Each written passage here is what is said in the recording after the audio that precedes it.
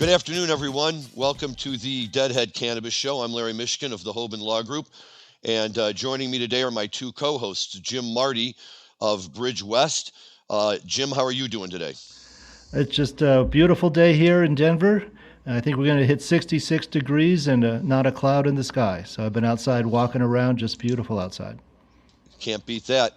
And our other co-host, Rob Hunt of Linnae Holdings. Rob, how are you doing out in California? I suppose you're going to have a similar statement for us too, aren't you? For once, Larry, I don't. It's actually a rainy day out here. It's relatively cold, and we've got a lot of our windows open today to let the cool breeze in. But I am locked in my office writing contracts all day, so unfortunately I'm not out and about, and really wishing I was in the mountains of Colorado right now. Yeah, that sounds like the place to be. It's bright and sunny here, 50 degrees, but it's just a big mush puddle with all the snow that we've had that's just melting all over the place. So we've got a really, really exciting show today. Rob, give the listeners a quick rundown on what we're going to be talking about.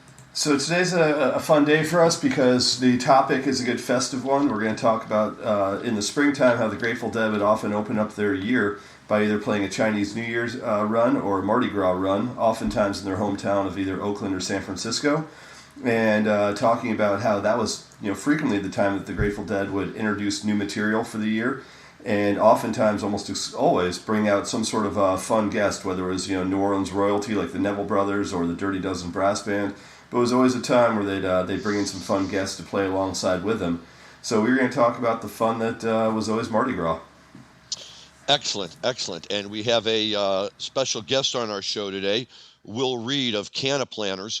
CannaPlanners does a whole lot, so what I'm going to do is take this opportunity to introduce Will to our listeners. Will, thank you so much for joining us on our show today. We're very happy to have you here.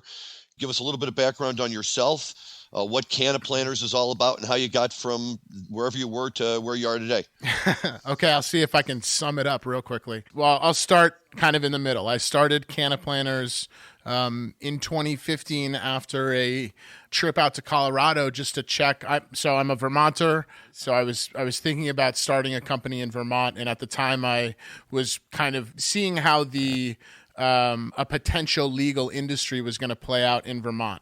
It took 5 years to play out, but it finally played out. But in the meantime, I was curious how I could be in this industry, which I had admired as a business person, but as a piece of my life and as a cultural component of kind of who I am, cannabis has always been important. So I come from a marketing background, and upon taking this trip to Colorado, and again, this is years ago, was shocked with how bad everything looked, how unsettling the retail experience was. I'll add to that context that I'm also a former Apple employee for many, many years in Manhattan. And so I was, beaten with the stick of brand and retail experience and all of these things. So just going out to Colorado, I kind of expected something wonderful, and it was a little weird. Fast forward to now, everything's an Apple store and everything kind of looks fancy and clean, but back then not so much. So coming back to Vermont and knowing that in the Northeast things were about to happen in Massachusetts, in Maine certainly, all these states were starting to pick up legalization or new medical laws. So I wanted to be a part of the industry. So websites, that was my background. That was my agency background, creating digital, working digital marketing solutions for clients of all types. And what I wanted to do was give that service to just the cannabis industry.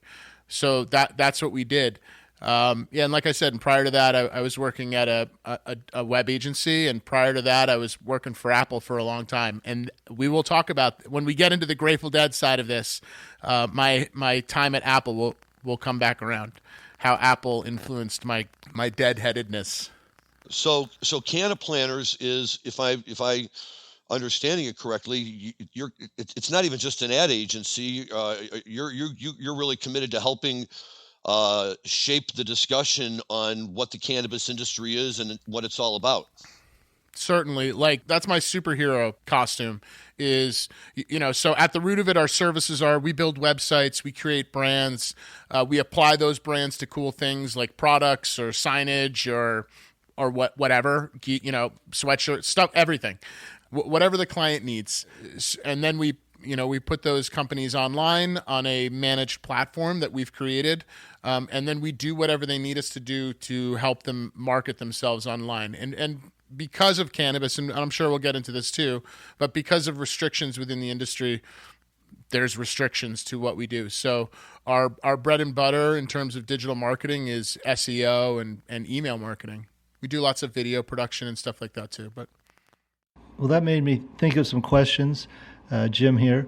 So, every state is a silo, right? There's no cross-border traffic, whether it's medical or adult use. What is your opinion on that limiting a national brand? Well, let me answer that question a little. Let me put that question onto me as a growing company in the industry, because I would say that it actually presents a really comfortable and I'd even say responsible trajectory for growth, right? Like we can only grow as quickly as states legalize, right? So from a CBD perspective, we can market everybody nationally and even internationally to some extent. The places where our clients are is based off of the legalities and whether or not that state's adopted any legalization laws. Well, Will, let me ask you a question about that. Sure. One of my big issues with legal cannabis is this whole idea of normalization. So it ties in exactly to what you're saying.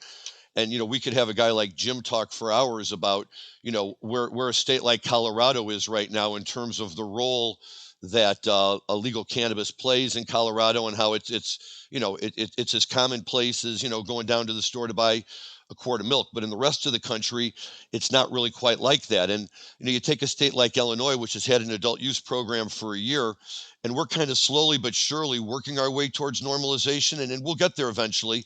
But that's one way I see you helping. But the other way is you take some of these other states that haven't legalized yet, and, they're on the fence and they're not sure what to do.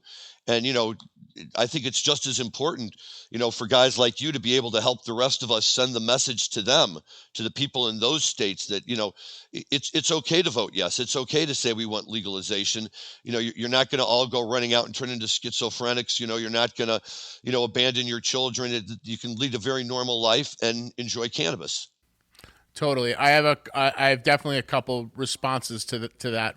The first being is I put an incredible amount of responsibility, just self-imposed weight on the shoulder, my shoulders, but also my team, my team's shoulders in terms of how we want our clients to position themselves, right? So being transparent, having direct lines of communication, providing, certificates of analysis, FDA disclaimer, like all of these things are very important, and we push heavily onto our clients because that's part of normalization.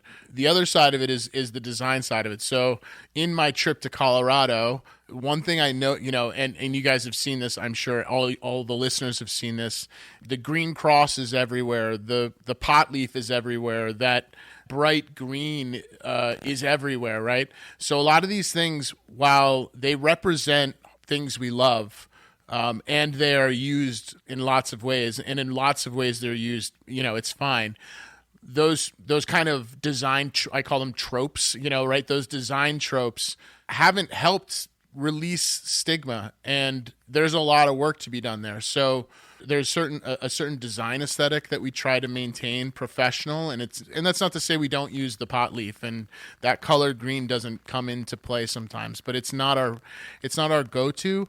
And for sure, getting off that crutch is going to be a huge part of normalization.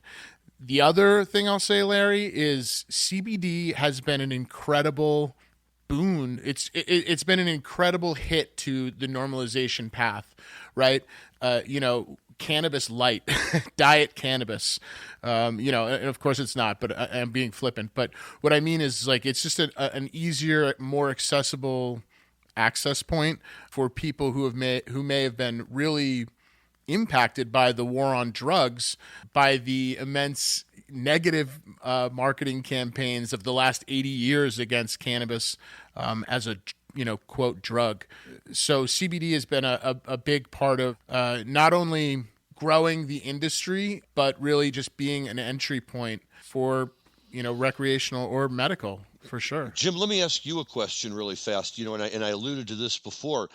As a guy who was there at the very beginning in Colorado and really helped usher it into the state, what would you say are the one or two things that you saw people in the industry do, and how do you counsel your clients to help kind of promote this idea of normalization? Well, that's a good question. Yeah, at the beginning, we were all sort of feeling our way around in the dark. The way I put it is that there wasn't any book we could go to. We relied heavily on California because they had medical marijuana since 1996. And so we looked at them for, cultivation, extraction, retail models. But in many, many ways, we were inventing it on our own. And some of those businesses were very, very successful, made a lot of millionaires. Many, many failed as well. Because the way I put it is we threw a lot of spaghetti against the refrigerator and some of it stuck, but a lot of it fell off. For Will, I appreciate all that you're saying because I have my own opinions on federal normalization, if you will. I hate to say the word federal legalization because, as I've said many times, who's the first federal agency that's going to come visit you, your Right. cannabis business, if we go federal? I've heard your opinions on this, Jim, and I will say that for the most part, I'm actually on board with you. I think that there will always be, I don't want to call it a black market, although it is in a lot of, for sure it is, but let's call it a farmer's market, right? Like, I think that there will always exist this opportunity on a neighborly scale to, share the bounds of our harvest without having to go to a retail store. Now, with that said, I'm totally for full federal legalization because, for what I think are obvious reasons, huge social impacts, arrests of, the destruction of hundreds of thousands of lives, countless people in jail for low-level drug offense, like all of that stuff. It just makes sense. We're at a time where the states are having, weirdly enough, I would say, and I'm specifically talking about cannabis now. I don't want to overreach, but states are having, a more responsible outlook, and I would say mostly states do on social circumstances. Yeah. But And I do have a quick federal update. There's, I think, been 3 bills that have passed the House and stalled in the Senate, and now it looks like in the Senate there's talk of combining the banking, the state's bill, which would basically decriminalize, not legalize, but decriminalize cannabis at the federal level, and a fix on tax deductions, IRS Code Section 280E. There's talk of the Senate rolling all those into one bill. So there's a little bit of a federal update that I just talking to a colleague about in the last day or so. Very cool. well, now that a certain senator from the state of Kentucky is, not holding as much power as he used to, it's possible that these things actually make more momentum than they have in the past. Hey, Rob, let me bring you in here for a minute. You really have, I think, your finger on the pulse of the national market as well as anybody, and I'm really kind of curious as to what your thoughts are on exactly what's going on and how you see the market growing. Yeah, well, there's now a new senator that holds a great deal of power from West Virginia. So, it might not be a Senate majority leader, but it's certainly a Senate blocker on a lot of different programs. And, it remains to be seen whether or not we can still get a bill through the Senate based on the composition of the Senate today. We certainly have the motivation, from our vice president to see a bill get done. As I said before, Cory Booker is certainly put in the right position to oversee, certain regulatory agencies. So I'm more bullish than I've been, but I'm certainly not bullish in, near-term prospects of anything going through. And as I said, 2 weeks ago I had, Graham Boyd and Khurshid Khoja and Chris Crane and a handful of other people that run NCIA and run SSDP and run Normal, Evan Nissen from Normal. And the prevailing belief from all of them is that we're still, 3 to 5 years, if not further out, from full-blown federal legalization, despite the composition of the current Senate and the current executive branch. So, I don't think people should be overly excited. I think incrementally we'll see a great deal of change, and we've talked about this. New York, I think, is a foregone conclusion this year. Where Will is in Vermont, that went through the State House last year, and, that was a great one to see. And certainly, as of today, I think they just announced that 20 new towns in Vermont have opened up and said yes to recreational cannabis. So incrementally, we're still seeing the changes we want to see, and I don't think that we should be overly focused on federal legalization as long as the ball's moving in the right direction and it's not hampering the ability of the industry to move. I'd like to see the States Act go through. I'd like to see 280E repealed. But other than that, I'm perfectly comfortable keeping the wolves at bay for a while longer and watching the experiment continue, where a lot of the craft growers and a lot of the guys in Northern California or the smaller towns in Colorado, have multiple years to really get their businesses fully functional before they, get attacked by outside capital. Well, that's the thing about this thing moving slowly, is that it does allow for smaller companies to try to make an impact before the big ones come in. It does, and I know that's a point that Jim has often made in terms of be careful what you wish for with respect to getting full legalization, right, Jim? Yes, I was in Washington, D.C. a number of years ago, and a very prominent congressman, he said, Congress, the House, the Senate, we're at least 5 years behind public opinion, and that's intentional. We move very slowly here. We want to get everybody in line. We want to get all the facts. We want to let various coalitions come together before we move forward. So we do have a slow-moving federal government, and I believe from what this congressman told me, it was built to be that way. Yeah, I'll tell you my minor victory of the week, Jim, is that as of 2 days ago, Matt Gaetz now follows me on Clubhouse in my Ask Me Anything About Cannabis Club, and while I might not agree with a single thing that's ever come out of Matt Gaetz' mouth, I love the fact that he might be an audience member for some of my talks where I can actually try to influence how he does feel about the cannabis industry. So, when you start getting, far-right Republican congressmen that are listening and trying to figure out what's happening within the industry, I think that's good for all of us. I think you're right. Rob, I just wanted to touch on something you mentioned earlier about Vermont. So when Vermont passed their adult use bill, when that passed, it was set up like a lot of legalization bills to give provisional, a provisional head start to the medical companies that have. Yeah, like my buddy Shane Lynn at Champlain Valley. Totally. So what some of the new votes that you just touched on, it's called town meeting day. Every town in Vermont, comes together in the town hall or the school gymnasium or whatever, and they vote on, the local things that town needs. Do we get a new traffic light? Who's the new, cop? Whatever, all that stuff. Mrs. McGillicuddy's cow keeps, getting in the road. All of these things. So in regards to S54, the legalization bill, a lot of towns voted whether or not they would opt into having retail stores in their towns.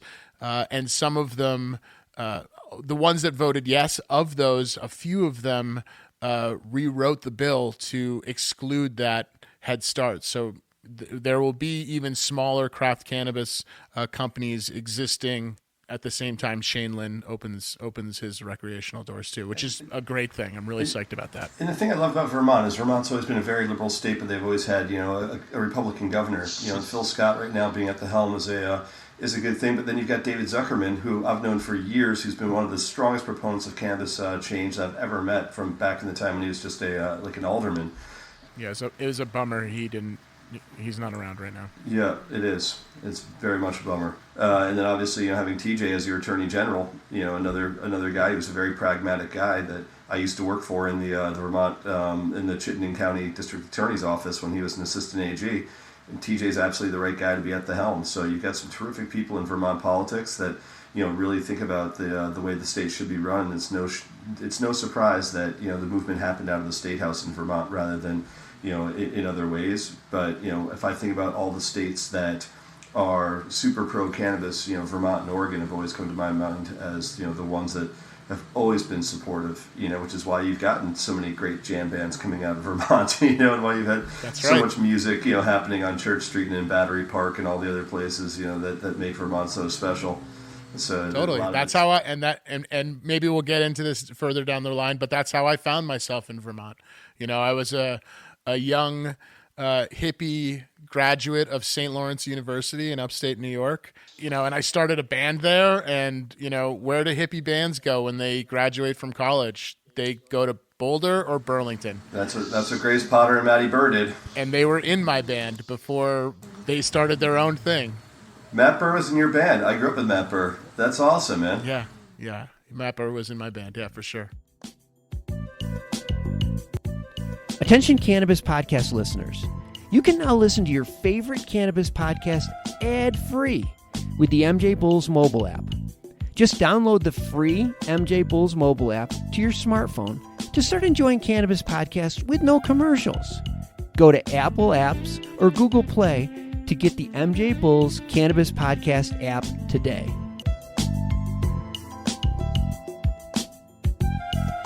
Will, that's a great segue to move our conversation over to the musical side of things. And I saw in your bio you've been to over 100 Phish shows, and I'm probably in the same category there. Seen them a lot. And I actually got to Coventry back in 2004. Yeah, same. It was a depressing weekend. It was rainy and sad, but still a good time. Lot of mud. A lot of mud. Yeah, but that's, par for the course. It was. I have a quick Coventry story. So my Coventry story is it was the same weekend as my 30th high school reunion. So I'm dating myself. But I stayed sober, and I drove my friends home at midnight, and I said, I'm headed for Vermont. I'm headed for Coventry. This was from Hanover, Mass., about a 4 or 5 hour drive. And my friends are, you're crazy. You're not leaving now? You're going to the show? I said, yeah, I'm jumping on the highway right now. And I did. I drove through the night, hit that traffic, that Coventry traffic. But I'd been to Bonnaroo several times, and I knew some of the tricks. So I just stayed in the left-hand lane of the highway, drove past Coventry, and it turns out the actual event was in the next town over. It wasn't actually in Coventry. Do I have that correct, Will? Yeah, I think in Newport, maybe. Anyway, I drove past the traffic, drove past Coventry. I got off the highway, and the locals were saying, hey, $15, you can park in my yard. So I did, and this lady came up to me, and I just driven through the night. It was about sunrise at this point. And she comes up to me, goes, $15 you can park here, $50 you can get a room in my grandma's house. So I said, I'll take that. So I jumped in, got 4 or 5 hours sleep. Her husband, I left my car there. Her 80-year-old husband drove me to the gates of Coventry. I bought a ticket from a man from Japan, and I was in the show. There you go. That sounds like a pretty typical Phish story. Sounds like a typical Phish story. Madness in order to get in the gates. That's how it always is for me. Every time, even from when I was a kid, even till recently, it's always some mad dash for something magical, but it's always worth it. Well, some people criticize that the band didn't play that well at Coventry, but it had its moments. And You Enjoy Myself, I think that ended the first set. And there was a really wonderful David Bowie first night, first set. So it had its moments. But, the band was probably not at its best that weekend. When you see Trey crying it's like when you see your dad cry for the first time. When you see Trey cry on stage, it's like, oh, no, not you. Right, and here's my question about that, right? Because we have a situation where you went to a concert, everybody kind of knew that, at least for the time being, they were saying goodbye. And, we all hoped and assumed that there would be a next round, but at the time, nobody knew for sure. And as a Deadhead, maybe in 1974, right before they took their year off, but it wasn't the same. In other words, as Deadheads, we never really had an opportunity to go to a show knowing, for better or for worse, that this was the last show. Some of us just happened to be in Soldier Field for what turned out to be the last show. But, and maybe we were crying because Jerry's performance had dropped dramatically, and we were, hoping that maybe he would take some time off and bounce back.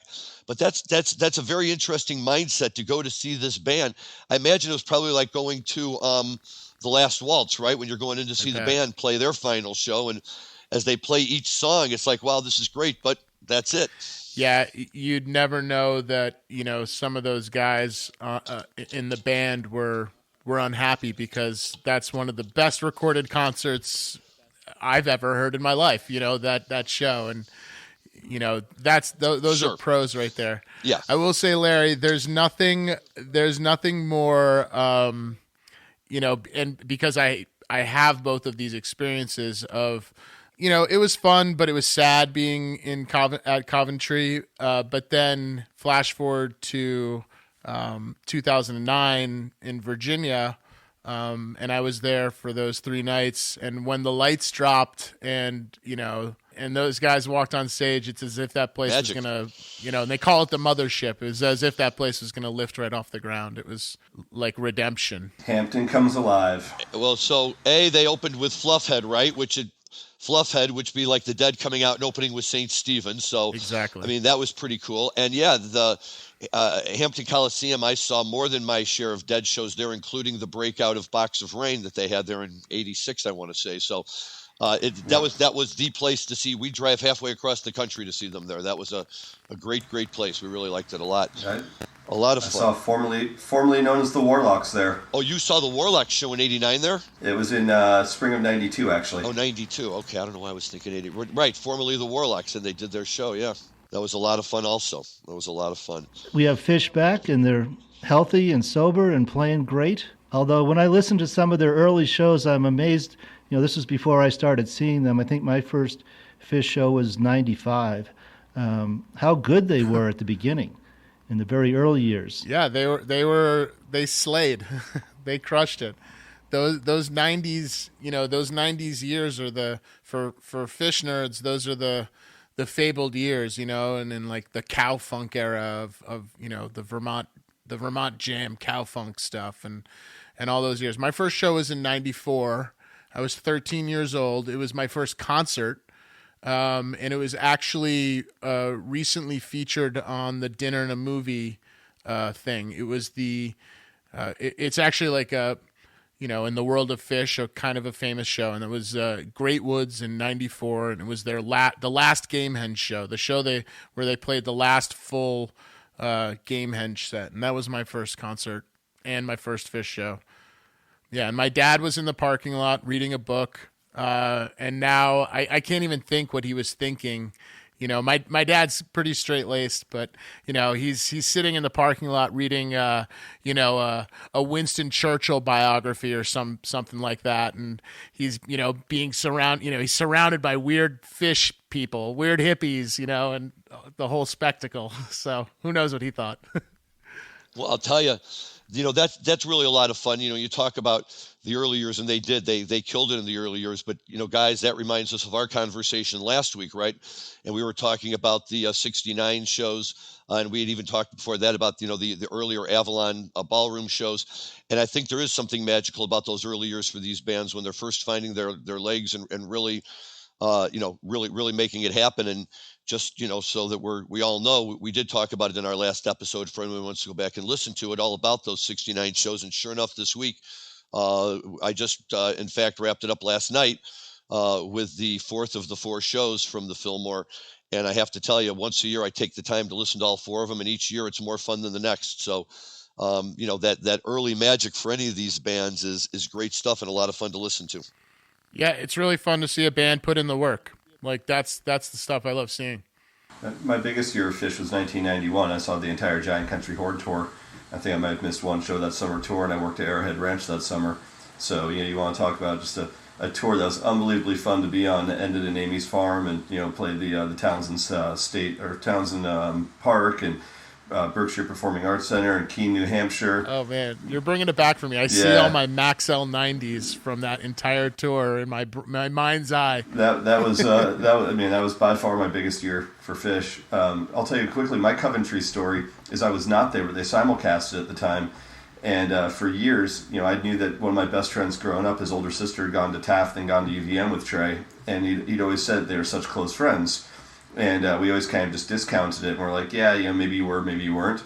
And then that night, Trey played Wolfman's brother and did the explanation of Wolfman's and talked about the line, the telephone was ringing, I handed it to Liz. He goes, it's Liz Durfee who I was talking about, and if you hear the tape.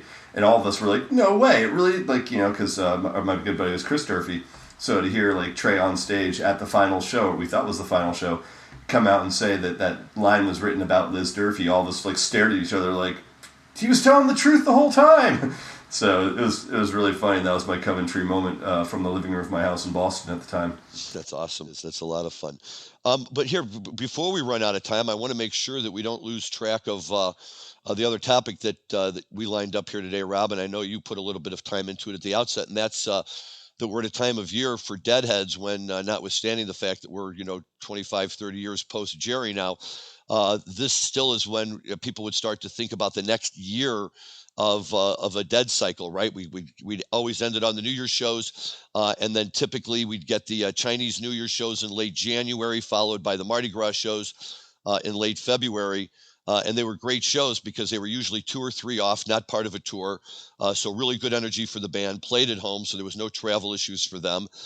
They'd break out new stuff, and they each had their own thing, right? The Chinese New Year show, they'd always have the dragon dance, which was awesome, and the Mardi Gras show that was freaking Mardi Gras. They brought it to San Francisco, so that was great too. But did you have any experiences at any of those shows? Oh yeah. Yeah. Let's move away from the sadness of Coventry, and let's talk about the celebration of the Grateful Dead in the February and March time. I caught Chinese New Year in 1992, which is when they broke out the New Speedway Boogie for the first time since '71.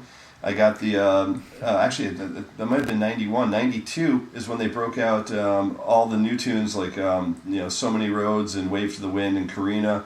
I saw them play with Ornette Coleman one of those times. I saw them play with Airto Marina multiple times. Wow. Like, that was the time of year where like, if they were going to bring new material out and they were going to test it before they took it out on spring tour, they brought it out then. Yep. Some of the best nights of my life were in the Oakland Coliseum in 91, 92, 93. So I'm looking at some of those right now, and you had one Chinese New Year. One year I think that they did both Chinese New Year and Mardi Gras, and then a couple of Mardi Gras. But then I think back to the ones I missed, and I think about the ones in the late 80s where, they either brought out Cyril Neville or they brought out the Dirty Dozen. So one of the shows I asked Will to take a listen to, and by the way, I love the fact that Will, when he thought we were listening to a different show, came back and he's like, "You're going to make me listen to an audience recording? Come on, man, don't waste my time." and then when I sent him the one I wanted to listen to today, his reaction just came back. He's like, "A soundboard, thank you." So I had you listen to I think it was the 1987 Mardi Gras with the Ico with the Dirty Dozen. So what did you think of that one, Will? I was so stoked. Well, because I was listening to that first show, and I'll listen to an audience recording, but you can't hear vocals, you can't hear Jerry, like you can't hear the high end of the pianos and stuff like that. So when you sent me this new show, I was really psyched. Not only because it was a soundboard recording, but because of the set list. On paper, I mean, this was an awesome show. On paper, this could be like the best show I've ever seen in terms of set list. This has all of my favorite, my favorite Bobby songs. It has my favorite Grateful Dead song on it. And that's hard to say. I have like 100 favorite Grateful Dead songs, but it has my absolute Mississippi Half Step is my favorite Grateful Dead song. That's on this set list. And then the second, the last, right after Drums in Space, that whole 2, 4, 5 songs there, the last 4 songs, Wharf Rat and Throwing Stones, Touch of Grey, broke, like, are you kidding me? What an amazing set list. But I was really psyched to discover, the Dirty Dozen brass band on this because, my experience with the Dirty Dozen brass band is Panic. A little more contemporary. And I was like, who is, I had to research. I was looking back and I was like, who's this horn section? And it took them a minute to get it all figured out. Like I noticed,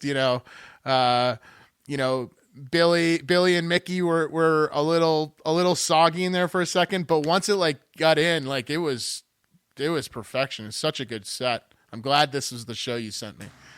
And you can't have a Mardi Gras without an Ico. I mean, saying. Definitely not. Well, but it's more than that, Rob. To me, Ico was my second show ever in Syracuse in 1982, and our brains were clearly in another place at the time, and they came out of space into Ico. And at that moment, I just decided I love the Grateful Dead and I love Ico.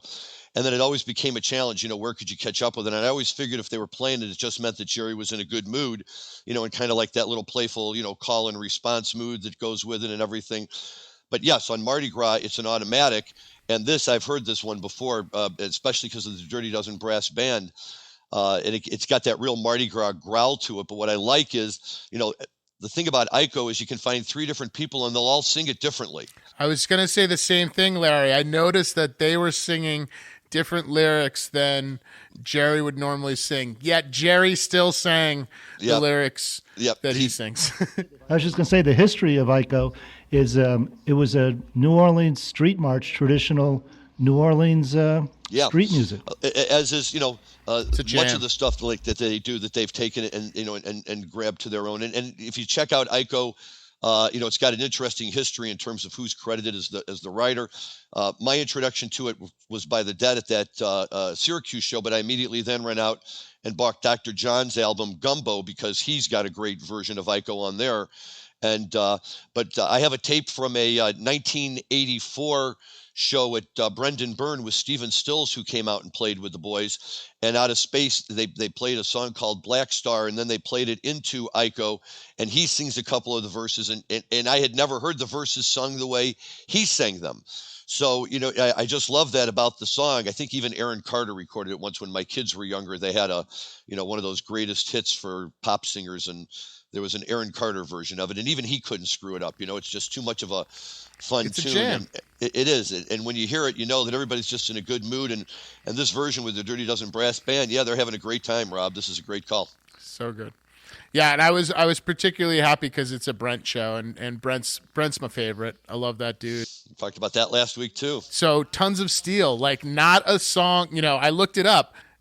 They only played it 20 something times or something like that. But Tons of Steel stands out for me because It's so good. he's got the very, very brief harmonizing with Phil. Oh my God. Couldn't travel as fast as speed of rumor flies. These wheels are bound to trump the track.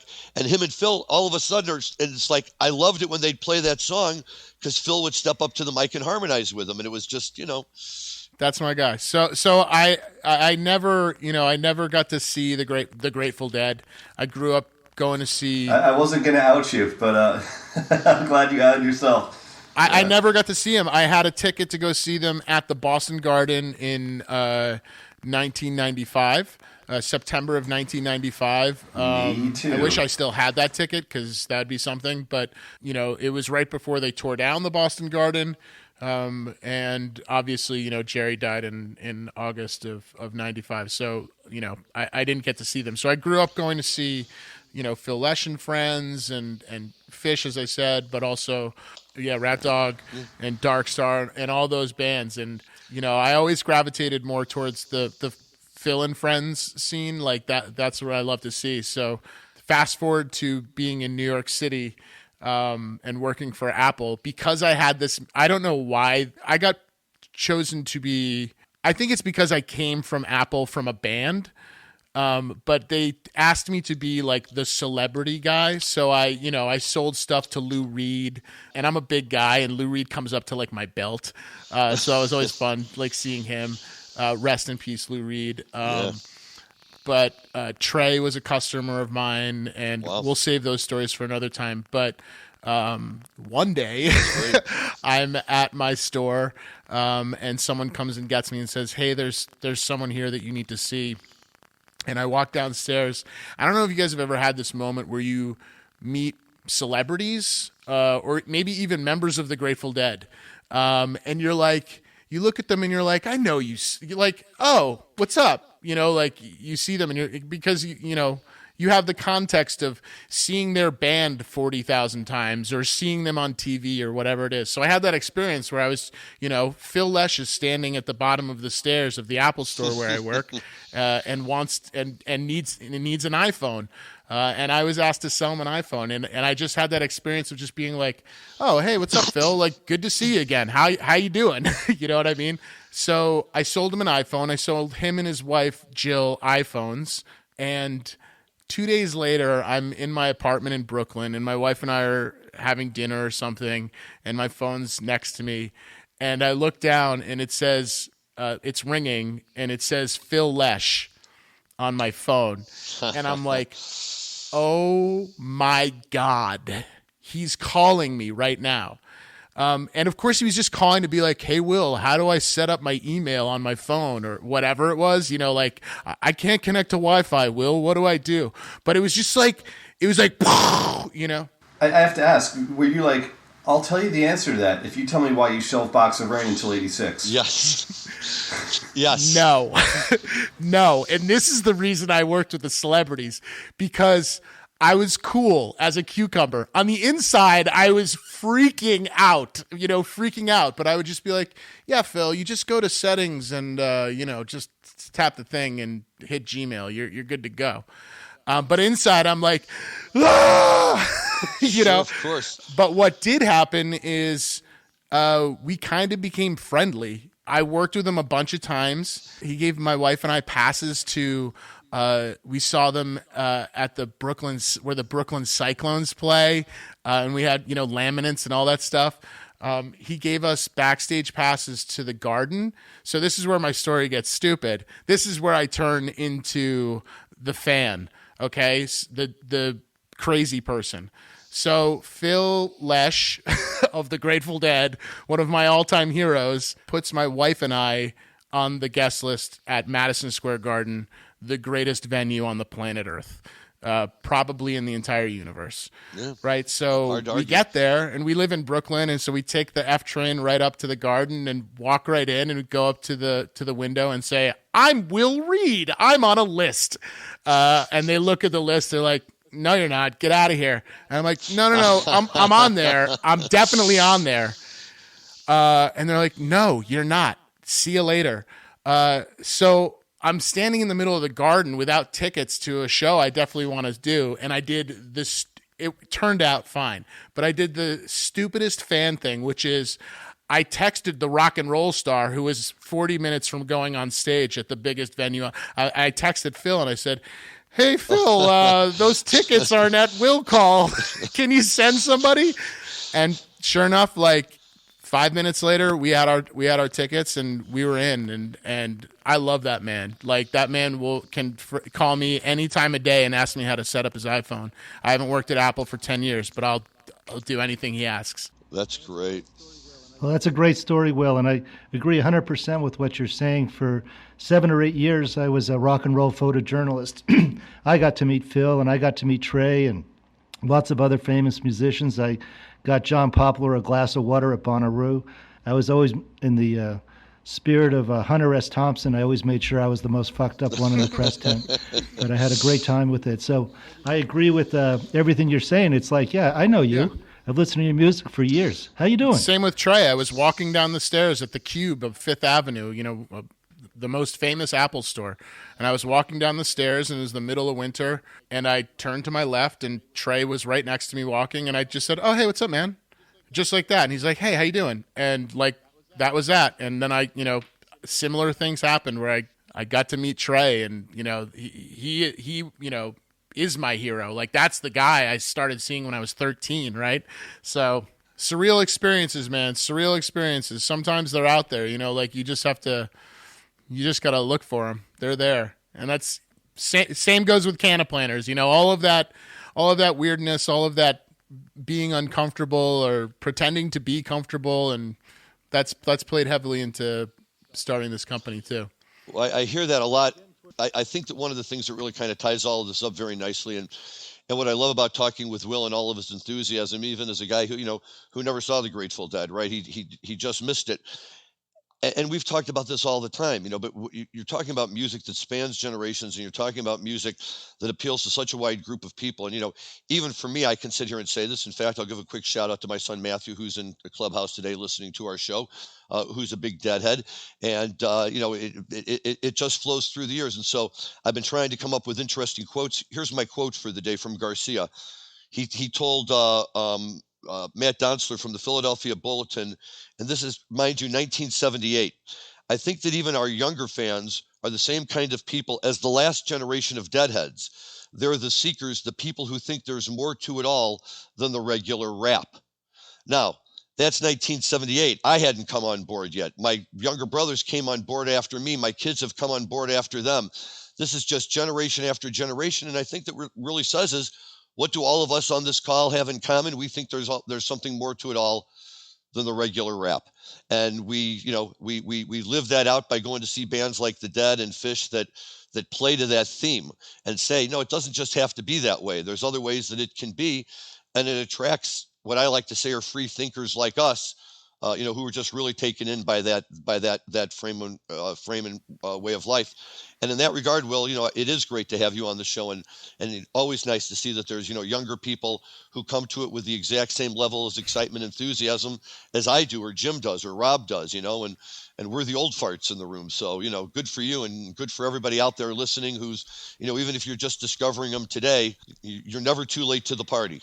Well, I will say that that's certainly one thing that, even John Mayer has had a huge impact on exposing that music to a whole new group of people. And yeah, I'm with you. I've always been fascinated. I love the Grateful Dead. Their music is, to me, a narration of American history in so many ways. But there's, except for maybe like Willie Nelson, I can't think of a band or a songwriter who is so embedded in the sonic nature of America than the Grateful Dead. And yeah. But Rob, really quickly, can you give the listeners maybe a quick preview of what we have on tap for next week? Yeah, I think next week we're going to talk about Pigpen. He passed away in March of 1973, on March the 8th. So to celebrate Pigpen's life, I think we're going to talk about the influence that he had in the late 60s and the early 70s with just monsters like Love Light and Big Boss Man and Alligator. I'll come back if you need. I'll talk Pigpen all day long. Sure. So I was going to say, maybe we had to schedule a few extra hours for that one, but that's a great topic, and excellent. We look forward to that. So then I guess we'll head over to Clubhouse. Will, thank you again for joining us. Will Reed was our guest today. We really appreciate that. He's at CannaPlanners. And Will, just really quickly, do you have a web page or a email address that people can find you at? Imagine being a web company without a web page. Yeah, well, that's true. That'd be awesome. It would be. Where do we find you? Yeah, find us on all the social channels, including Clubhouse, at CannaPlanners.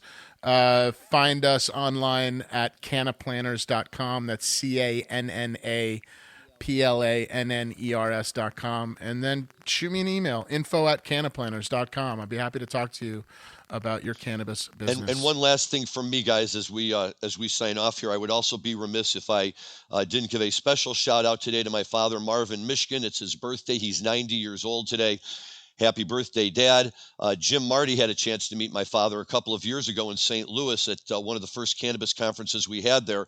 And it was actually a wonderful experience for me because after all these years of being a cannabis attorney, and my father always kind of looked at me slightly askance, what the hell are you doing? He came down, he heard me give a presentation. He saw people ask me questions afterwards. He got to walk through and see all of the exhibits. He met Jim Marty, and all he could say afterwards was, wow, this really is an industry, isn't it? And I was like, welcome to the party, Dad. That's great. Yeah, that's a great story. I really enjoyed meeting Thank you, you. Dad. So happy birthday, Dad. And for all of our listeners, thanks for listening in. We will be back next week, but don't leave us and head over to Clubhouse where the conversation continues. Yeah. Thank you. Thank you, guys.